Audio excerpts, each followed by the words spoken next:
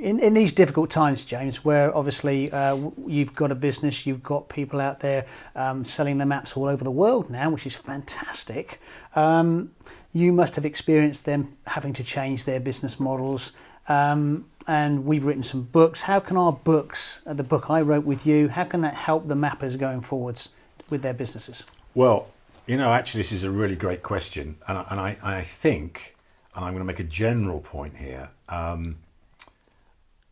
writing books is one of the single most important things that any coach, consultant or trainer can do.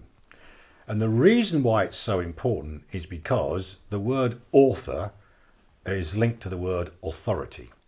So as soon as you have a book out, as you and I do, Steve, Mapping Motivation for Engagement, we become authorities.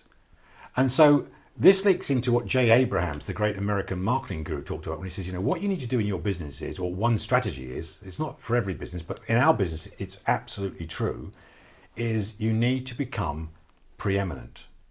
So preeminence is about actually standing above, you've got a range of hills, for example, but Mount Everest is preeminent. It's taller than K2. It's the biggest mountain. And so we talk about it more. And Armstrong was the first person on the moon. Who was the third person? We can't really remember. But Collins. We can remember the first person. So to be preeminent is really important. So this writing of books, whether you can write or not, by the way, as it happens, we can write, Steve, but there are people who they can't write. Well, there's plenty of options they've got to get people to help them write books. Yeah, absolutely. There's absolutely loads of options to do it. So there's no excuse if you genuinely are an expert. Because that's what this is about, by the way. Yeah. In talking about motivation, of course, expert motivator, we want to establish that we are experts in our field. And I think that's such an important thing to do, because when the chips are down, who is anybody going to go to when they think, well, I need somebody who can help me with this team problem, or this leadership problem, or this communication problem? They want to go to the expert. And in fact, I think one thing that people in everyday life don't realize enough of, I'm sorry to go on a bit here, but it's quite important. It's like, who wants to go and have a third-rate doctor? Yeah. Who wants to have an average dentist? Yeah. When you start thinking about your own life, but people just register with a practice and that's my doctor. Yeah. And they don't think, actually, I really want not the top 20% of a doctor. I want the 20%. I want somebody in the top 4%. If somebody's going to be looking at me and it's my health or my mouth, my dentistry, I want the top person. Well, you're going to go to Harley Street, aren't you? You're going to go somewhere important. Exactly. With somebody who's really good. So I think this applies. Restaurant. We don't want to go to an average restaurant. We want to go to an outstanding restaurant. And in fact, usually you find that actually it doesn't charge a lot more often than the average one. And it's not often about the food, it's about the experience. It's about the experience. The sizzle, not the steak. Oh, absolutely. So we, in terms of our community, the MAPS community, my first piece of advice would be, yes, absolutely. Get a book out.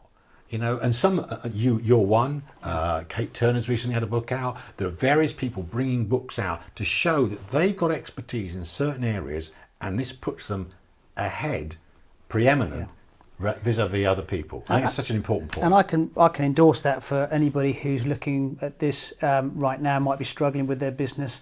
If you can't write a book, then I would suggest you write articles for magazines, because that enables you to be in the front and fore. Get on forums. Through COVID, I ran Motivational Power Hour, for example. So had people coming on and we spoke about motivation, its importance and how it's going to help. And the opportunity for right now is fantastic for motivational mappers. And I'll tell you why. Because every business has had to pivot and change, and therefore they've got new leadership teams. They probably furloughed staff. They probably had staff that left. So there's probably a down energy in the business. They're bringing the new in. And right when you bring the new in, that's the time to look at energising your business and energising your leadership teams. Oh, Steve, I love it. And this is the time. And this is where, sorry about this, but our book, Steve, because you're now talking about recruitment. The world's number one, which we cite fully in here, all the information about it all, but in brief, the world's number one motivation expert, Lou Adler, the American Lou Adler, basically has got a whole process by which you get the right candidate when you're recruiting. The number one factor in his system is you need to employ high energy people. Hang on, high energy people. What are we talking about? Motivated people. Now, to do that, he has a very simple type of question. The question runs something like, tell me about something that you've achieved in your current role. Now that's a great question, because if you've achieved anything, you will of course have had to have energy to do it. Yeah. But we in Motivational Maps have got a much more sophisticated way of doing that. The candidates have pre-done the map, and then based upon what their profile is, we ask a question which establishes energy based upon their top motivator. And how to do that is explained in our book. So we can be much more accurate even than we feel the world's leading expert could be, because this is really precise. We've got the language, we've got the metric. It's so true. Recruit on attitude and then train. You can have the best skills in the world, but the poorest attitude.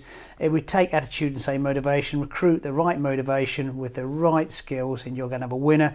But if not, recruit the person with motivation and then train them, because they will want the training and they'll embrace it.